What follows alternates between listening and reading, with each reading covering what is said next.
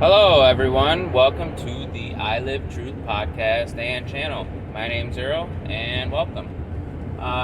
Today, I want to talk a little bit about determination and hope a little bit. I know I've touched on these in the past, but I think they're incredibly important.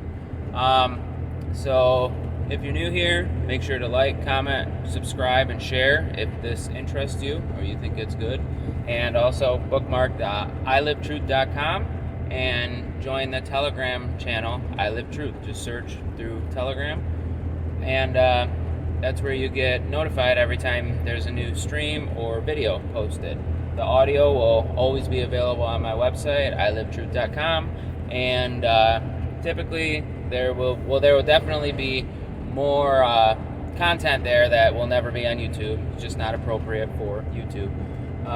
But with that, let's do this. So, as many of you know, my relationship is there's been a lot of problems. I have 2 kids, and I've been with the same woman for 6 years or something. I don't know.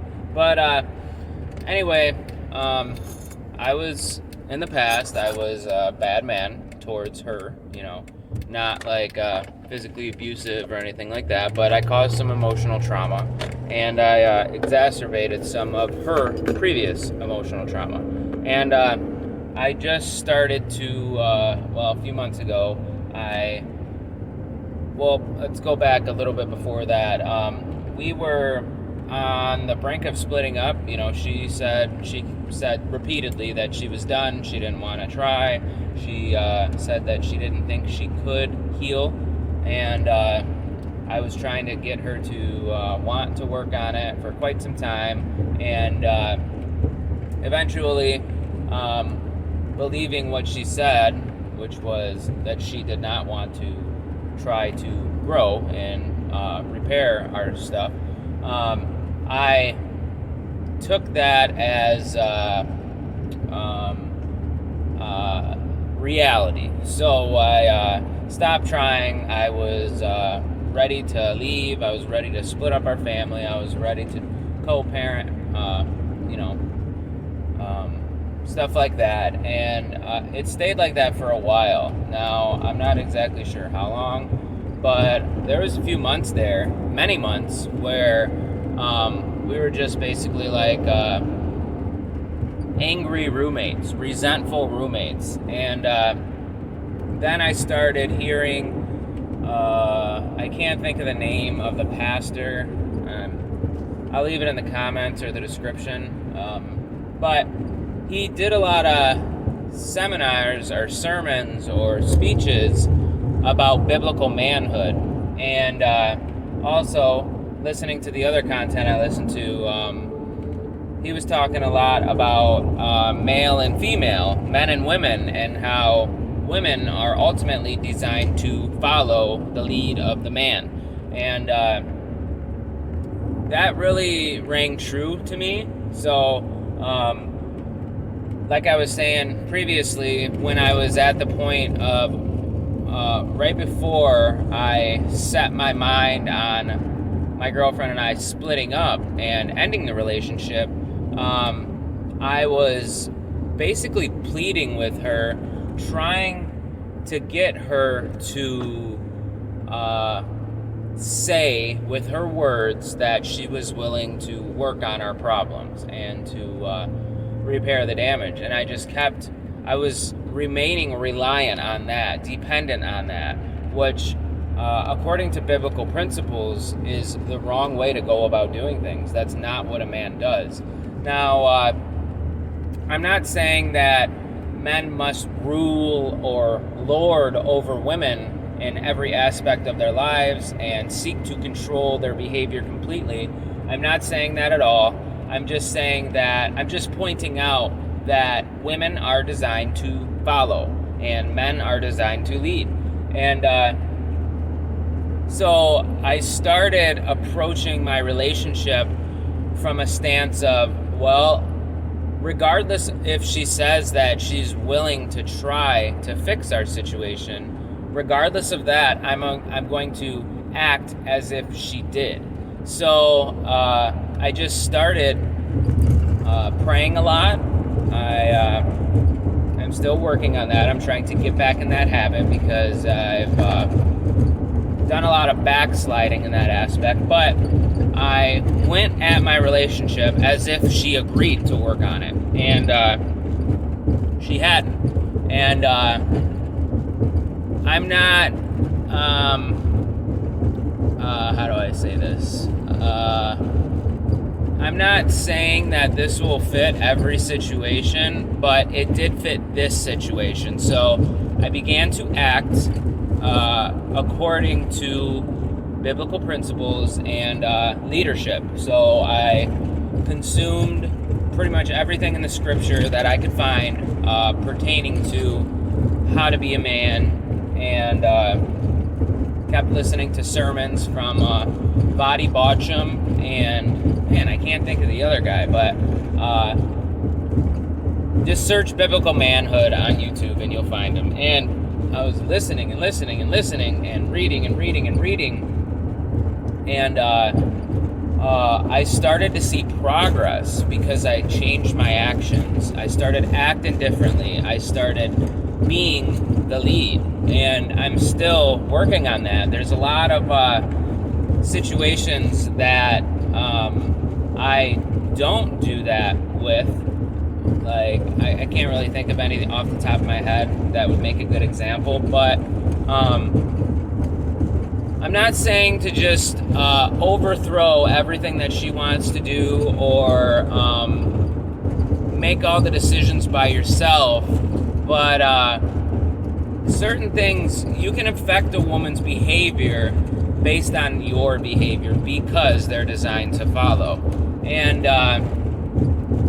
a woman will never follow a man who is not under the authority of something bigger than him. So if you're just trying to lord over your woman, and you're trying to take advantage of her, and you're trying to do all these things that are not according to the Bible, then why would anybody follow you? You know, I've submitted to God, to the Word of God written in the Bible, and that is how I'm trying to live my life.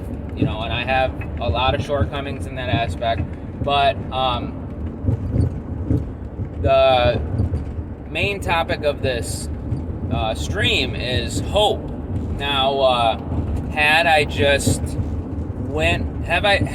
believed that my woman knew what she wanted, had I believed that she had the power of setting the tone for the relationship, had I believed that I was not ultimately responsible for the route my relationship, my family was taking, if I did not have hope that the Bible was truth and what they say about men and women was truth, then I'd be in a completely different situation. I'd probably be, we probably would have split up, and we probably would have, we definitely would have, because I was almost to the point, you know, I almost left. I was like, she gave me a move out date, and I was like, all right, you know,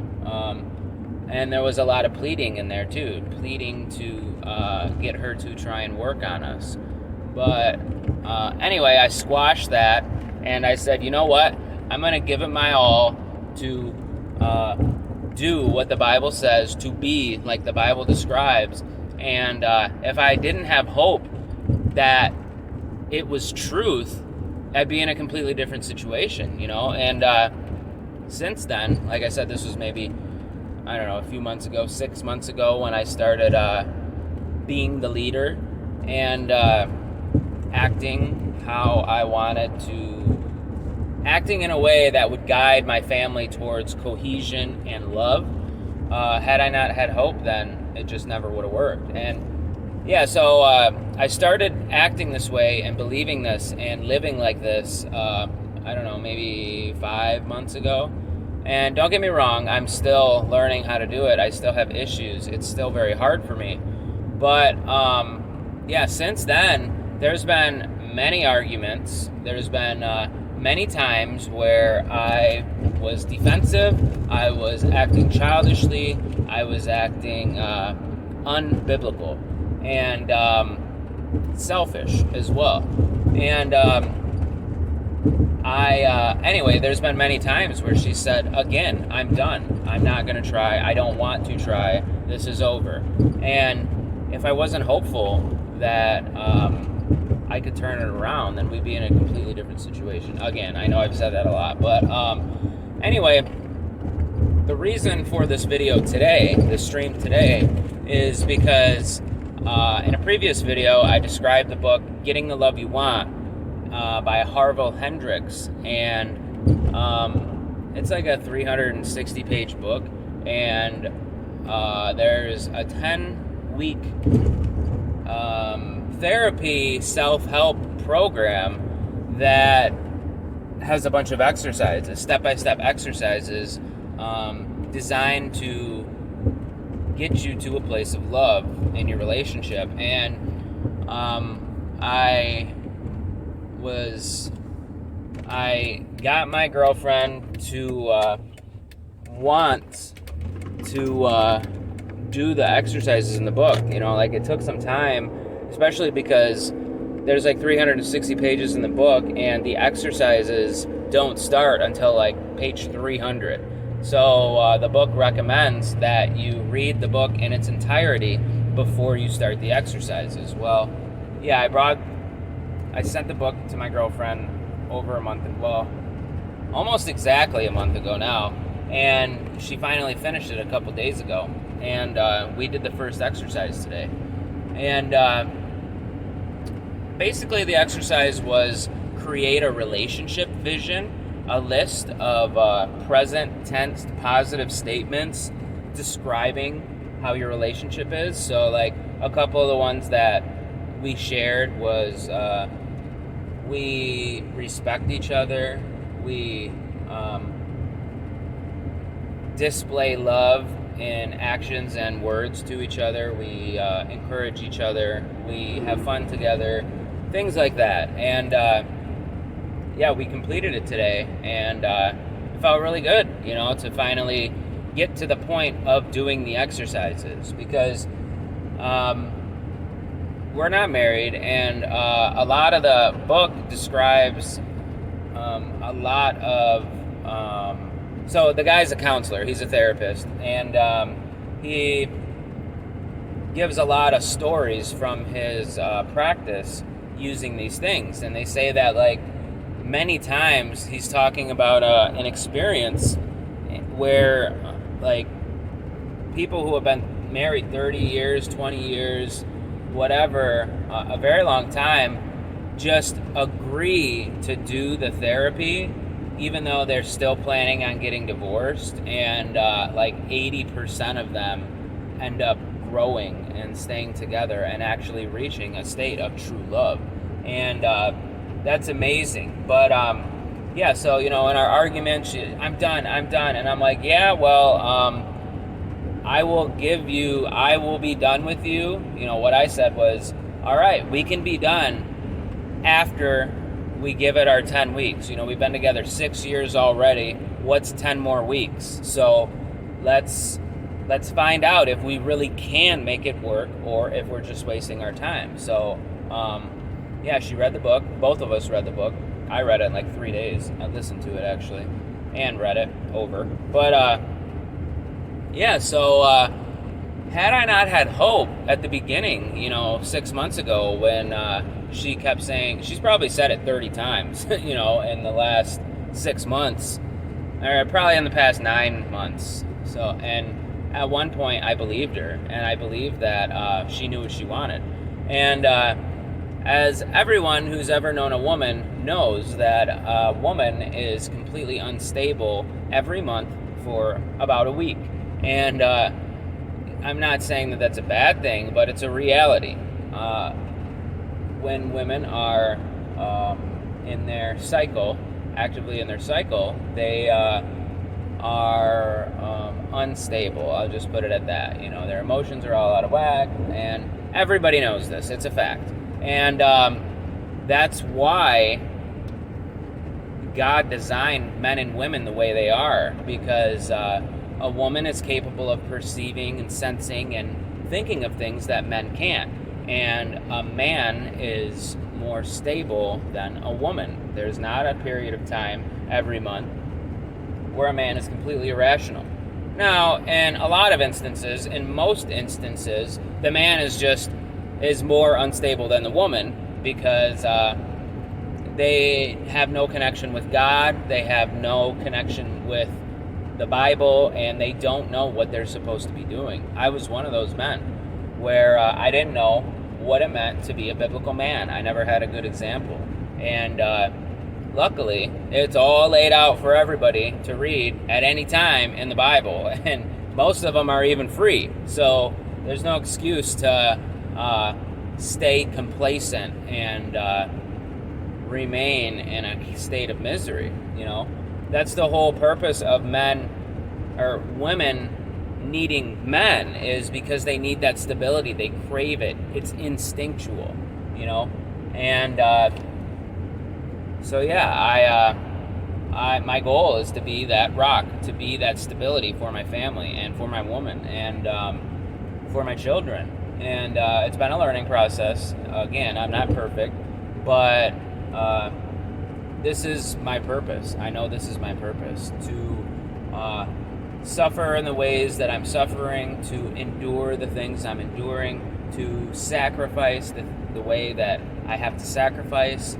And I don't know if any of you, I'm sure some of you have been in serious relationships where there was no love and there was abuse, and you weren't getting what you needed. And it's true in both aspects of my relationship, for me and for my woman. And it's not fun. It's pain. And I am doing what I need, what God has sent me to do, and it's important. And because of that, I am going to remain hopeful and trust in God, and trust that what is laid out in the Bible is true. And it's just kind of mind-blowing to think that, like, even though she said she was done so many times, so many things that she did and words that she said and ways that she's behaved to show me that she was done, yet I remained hopeful, remained strong, and still am hopeful and still being strong. That is a man's job, to be strong, to provide the strength for the family, the hope, the endurance, the courage, the humility, the knowledge, and the will of God. I am doing what I'm supposed to do, and it's working out. There's a lot of there's a few steps forward, 10 steps back, a few steps forward, 10 steps back. It's back and forth, and it's back and forth because we're human, and I'm just acting, we're both acting automatically. We're just reacting to each other, and without somebody being able to say, you know what, I'm gonna work on not doing that. I'm gonna figure out what I'm supposed to be doing, and I'm gonna correct my behavior. And again, I'm not perfect. I have a lot of faults, and I have had a lot of faults, but I see the goal, and I am working toward that goal. So that's all I got for you today. Make sure you like, comment, share, or subscribe and share if you find this valuable, if you find this hopeful. If you think that what I'm doing can be a benefit to somebody, then share this video with them.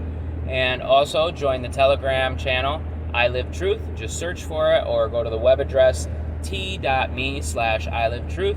And also bookmark ilivetruth.com. Again, that's where you get all of the audio from every one of these episodes. And typically, if I do upload the video to YouTube, the audio will be available on the website a day, possibly more early. And also, there will be content that is not on YouTube ever. And again, if you find this valuable, then there's a donation form on ilivetruth.com. The default is a monthly donation that would really help me cement a future, doing this and pursuing what I want to do, and helping free me and helping me plan and steer my family and guide my family, helping me grow my family. So also, another way to support me, if you can't or don't want to do it financially, is just subscribing and sharing this video. Post it and sharing it. People need to know that they are imperfect, and we need to address it. So anyway, with that, I'm out of here. Hope everyone's having a good day, and let's grow.